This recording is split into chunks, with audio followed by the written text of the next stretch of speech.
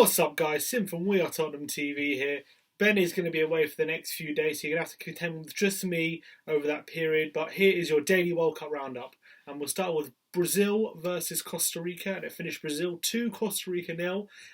As a of what has been pretty much a theme of this World Cup, and another close game, another late goal as well. Two big themes of this World Cup, and another third big theme is VAR controversy again. Did they call it right? Well, the incident happened in the second half. Neymar was brought down by the defender, who was adjudged to have after Neymar turned him, the defender kind of grabbed his arm, kind of touched Neymar's chest, and he went down.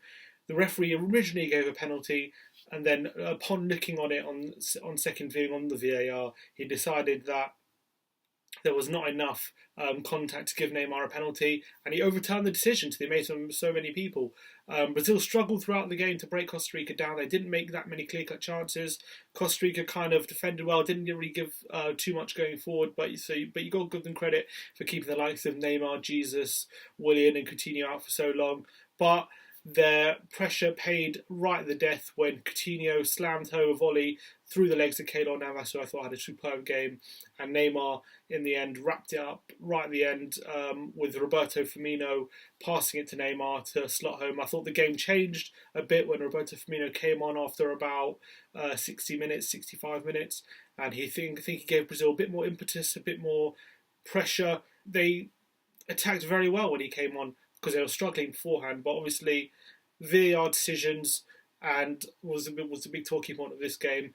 But with the win, it gives Brazil 4 points in the group going to the last game, which looking now almost sees them through. Obviously the last, but very much depend on the last game between Serbia and Switzerland, we'll get into later. But it was a good game for Brazil. But I would say they struggled again after the first game against Switzerland. There was also a draw. So this game, they kind of snuck it right at the end, 2 stoppage time winners. Still not been impressive any of the big hitters so far at the World Cup. Neymar, in this game, he scored a goal right at the end, but he struggled throughout. He didn't look his sharpest. He did win a penalty, and maybe he could have had a few opportunities, which was stopped by the keeper, but didn't quite take the game by the scruff of the neck. And I felt Brazil still have a lot more to offer in this game. But you know what? In tournaments, teams like Brazil, they can start off slowly, then grow into the tournament, and then once they get to the knockout stage and the latter stages, they can really turn up and start performing at to their capability. So we'll see what happens. But a good result for Brazil, and it looks like they are going to go through to the next round. Going into the next game at 4 o'clock, we had Nigeria versus Iceland, and it finished Nigeria 2, Iceland 0. And this was a bit of a drab game, I would say.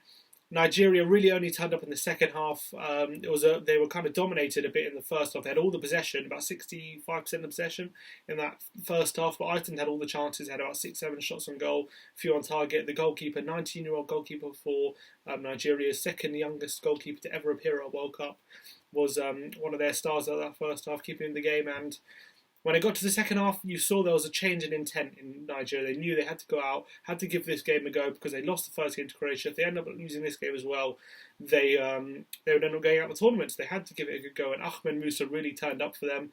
The first goal, it was a quality goal on first look, but when you see the replay, it was a lovely ball in by Moses, and he kind of lifts his leg up to control the ball, and it kind of sets it himself nicely for him to volley it. But did he actually mean to set it himself like that? I think he might have actually tried to touch it closer to his body, miscontrolled it a bit, and then it went up in the air, and he ended up volleying it. A really nice finish, a nice volley finish. Second goal was on the break. He kind of sped past one of the defenders, rounded the goalkeeper and slotted home. A really nice guy, Musa. But why don't we see this enough from Musa? He is so inconsistent. He doesn't get any time for Leicester, really, playing time. He was sent on loan in January. But we see performances like this, and also remember the last World Cup, he scored a couple of goals, I think, against Argentina. It was looking like a world beater.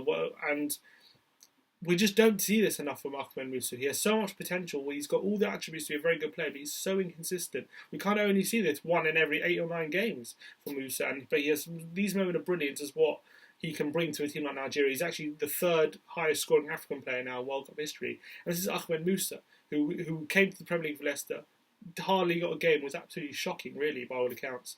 And but he comes to the World Cup and he's performing like a world beater. Absolutely great stuff by him. From an Iceland point of view, very disappointing to lose this game. I think they kind of lost it in the first half, not taking those chances while they're on top. In the second half, when Nigeria were a different team, they kind of got their act together and kind of didn't give Iceland a chance. They did have one opportunity to get back in the game, another VAR decision, and another penalty was given on about 80 minutes when Finn Bogason was taken down inside the area. Originally, he kind of nicked it off the defender when after it was who looked to shield it out of play. On first reading, the referee didn't give it, looked at VAR, saw there was a little touch on the defender on Finn Bogason's ankle and gave the penalty. So with 10 minutes to go, plus quite a bit of stoppage time because there was an injury right at the beginning of the second half, so there was about 5 or 6 minutes added on at the end. So they had about 16 minutes after this penalty to grab an equaliser. So Sixon stepped up and he blazed over the bar, absolutely bottled the penalty. Man of Sixon's quality, you've really got to think he has to be stepping up in those areas, especially for a team like Iceland. But unfortunately, he couldn't do it. He went for the top right-hand corner, ended up putting it over the bar, and they end up losing 2-0. But we have just Darren now from African TV, who's going to give his opinion on the Nigeria game, his thoughts. So big points for Nigeria after beating Iceland 2-0. I thought they were pretty smarter in the second half. Admin Musa getting that brace, and that implied Africa got their second win at the FIFA World Cup following that 2-1 victory that Senegal got against Japan in Group H. Coach Ganotro made some changes in the team, of course putting Alexander Iwobi on the bench and opting to go for the likes of Kelechi Iheanacho and Wilfred Ndidi in the midfield, John Obi Mikel dropping into the deeper role in central midfield, and eventually they managed to pick the result. Of course, that's Iceland's only second loss at major tournaments in 7 matches. Of course, they lost at the Euro 2016. This also being their first loss at the World Cup. There is more to expect from Nigeria going into the final game, considering that they're already ahead of the Argentines. They'll fancy their chances going into the final game, and this is a familiar opponent that they've beaten before. They will actually hope they can revenge for that 3-2 loss that they suffered on June the 25th in 2014, because the two teams were in the same group. I do think this Nigerian team can pretty fly a little higher. The Super Eagles can still go a little further in Russia. Alright, thanks for that, Darren. You can follow him on Facebook and Twitter. We'll put his link in the description below. We move on to the third and last game of the day, which was in Brazil's group. Group E was Serbia versus Switzerland, and it finished Serbia 1, Switzerland 2 in what was another theme of this World Cup, another late goal. For this time Shaqiri, but Serbia actually took the lead. A powerful header from Alexander Mitrovic, the Tottenham striker, to put Serbia 1-0 up, which would have taken them through. Actually, if they would have won this game, they would have already been in the knockout stages. They could have held out. Unfortunately, Switzerland kind of, especially in the second half, they turned up. They knew they had to get something out of this game because they missed a few chances in the first half. Jamaili was in a few really good positions, but he couldn't make the most of them. It was really frustrating from a Switzerland point of view. He had especially one shot saved when he was through 1-on-1, and then it was a lovely ball by Shaqiri to put him in the box, and he had a really good shooting opportunity, but decided to look for a man, ended up kind of clearing it for the Serbian defence, but didn't even have to do anything defending themselves in that instance. But they kind of rallied the troops in the second half, knowing that if they had lost this game, it could be very hard for them to qualify out of this group, and they turned up. Granit Xhaka with a goal out of nothing. 25-yard howitzer into the far corner from the left-hand side of the penalty area. Fantastic strike from the Arsenal man. Hate to say it, but really good goal by him. Maybe keeper, you could argue, wasn't exactly right in the corner, but had a lot of power on it. And you've got to give Granit Xhaka credit. I thought he actually had a pretty poor game by all accounts throughout, but he did well for the goal, so credit to him for that. And probably the man of the match for me got the winner. Xherdan Shaqiri, the Stoke man, was a menace for the Serbian defence throughout. He was started on the right-hand side. He was cutting in, dribbling. He was, getting in their faces. He was having chances. He hit the post with an absolute phenomenal left foot strike right on the edge of the area in the second half on the right-hand side of the area.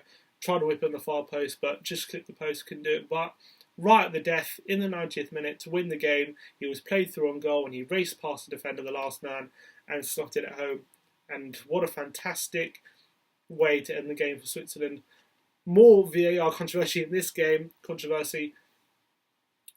the second half, at 1-0, I believe, Alexander Mitrovic was fouled by not one but two players in the same incident in the penalty area after rising for a header. But unfortunately, he just I don't know, the referee either didn't check it or didn't go to VAR to think there was anything in it. But if you look at the replay, he's quite clearly wrestled to the ground by two defenders, and by any stretch of the imagination, that is a foul. It should have been a penalty, and he can feel really aggrieved to not have got a penalty in that incident, and they won't end up losing the game, which is even more painful for him. And the fact that I think it was I'm pretty sure it was 1-0 at the time, so I would have made it 2-0, could have killed the game. But that's how football goes. You don't kill the game, and it ends up finishing 2-1 to Switzerland in the 90th minute.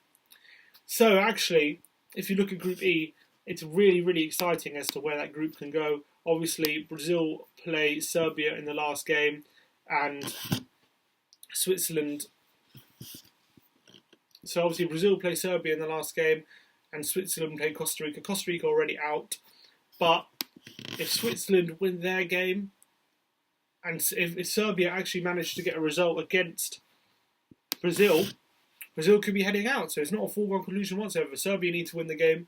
Brazil kind of need a draw to stay in that position. So it could be a very interesting game in the last set of games, Serbia versus Brazil, and it's going to be a very interesting group. All right, that wraps up the day's action. Looking at tomorrow, the three games we have are at 1 o'clock. We have Belgium versus Tunisia in England's group. 4 o'clock, South Korea, Mexico, and 7 o'clock, Germany versus Sweden. So 3 massive games. If I was going to give a prediction, I'm going to go Belgium, Tunisia. I actually wasn't so impressed with Belgium against Panama, even though they won 3-0. First half, Panama kept it tight and kept them out, and I think against better position like Tunisia clearly are. I reckon they could struggle a bit. I think they're going to scrape it though. I'm going to go for 2-1 to Belgium. For South Korea, Mexico, obviously South Korea need to get something out of this game if they're going to stay in the tournament, otherwise they're going to be heading home after the loss to Sweden in the first game. Our man Heung-min Son is going to be playing. He's going to have to be their talisman in that game. I'm going to back him to score, but I think Mexico might struggle having not to play on the counter-attack, having to be the main team and having to kind of put the impetus on them instead of against Germany where they had so much space in behind. It was an absolute joke. I'm going to go for a 1-1 draw in that game. I think Son's going to score for South Korea. And against Germany, against Sweden, I think Germany really need the reaction in this game. They have to win. It's a must-win game for them. After Sweden beating South Korea, they can't afford anything less than a win in this game, and I think they'll be able to get it. I think Sweden aren't as good as Mexico. They won't cause Germany as many problems going forward as Mexico did, so Germany will be able to play their dominant game without having to be as wide on the counter-attack as they were against Mexico.